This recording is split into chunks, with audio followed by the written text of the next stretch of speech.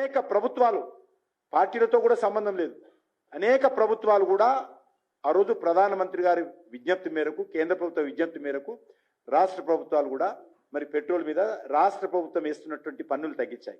కానీ తగ్గించని రాష్ట్రం ఏదంటే దేశంలోనే అత్యధికమైనటువంటి పెట్రోల్ రేటుతో విక్రయిస్తున్నటువంటి రాష్ట్రము తెలంగాణ. దేశంలోనే టాపెస్ట్ స్టేట్. ఈరోజు నేను రాష్ట్ర ప్రభుత్వాన్ని కోరుతా ఉన్నాను, ఒకసారి అందరూ కూడా తెలుసుకోవాలి. Actual cost refinery base cost 52 రూపాయల నుంచి 52, ఎందుకంటే అంతర్జాతీయంగా వస్తున్నటువంటి క్రూడ్ ఆయిల్ ఎక్కువ తక్కువ ఉంటుంది.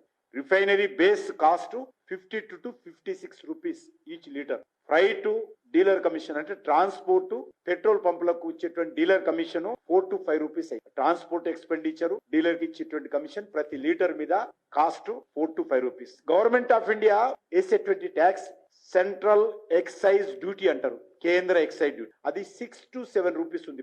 ఇప్పుడు 6 to 7 rupees government of India tax 6 to 7 rupees. Telangana VAT 35.20%. Retail cost వచ్చేసరికి 107 నుంచి 109 రూపాయలు ఉంటుంది. మీరందరూ కొంటుంటారు.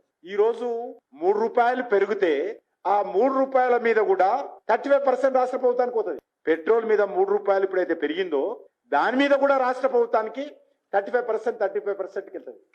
ఇది అయిపోయింది, రాష్ట్ర ప్రభుత్వానికి పోతుంది. నేను ఒకటే కోరుతా ఉన్నాను, దేశంలో ఎక్కడా లేని విధంగా తెలంగాణలో అత్యధికమైనటువంటి వ్యాట్ ఉంది. మరి ఈ రోజు ఎందుకు తెలంగాణ ప్రభుత్వము కేంద్రాన్ని విమర్శిస్తున్నావు కదా, అందరికంటే ఎక్కువ ట్యాక్స్ మీరు వేస్తున్నారు కదా, రాష్ట్ర ప్రభుత్వ ఖజానాకు పోతుంది కదా, అనేక ప్రభుత్వాలు తగ్గించాయి కదా గతంలో, కేంద్ర ప్రభుత్వం కూడా గతంలో తగ్గించింది కదా, మీరు ఎందుకు తగ్గించలేదని అడుగుతా ఉన్నాను. ఎందుకు రేవంత్ రెడ్డి తెలంగాణలో వ్యాట్ ఎక్కువగా ఉంది, రికార్డు స్థాయిలో ఉంది ఈ రోజు, మరి 36% ఆల్మోస్ట్ మీరు వసూలు చేస్తున్నారు కదా, ఎందుకు తగ్గించారో చెప్పాల్సినటువంటి అవసరం ఉంది.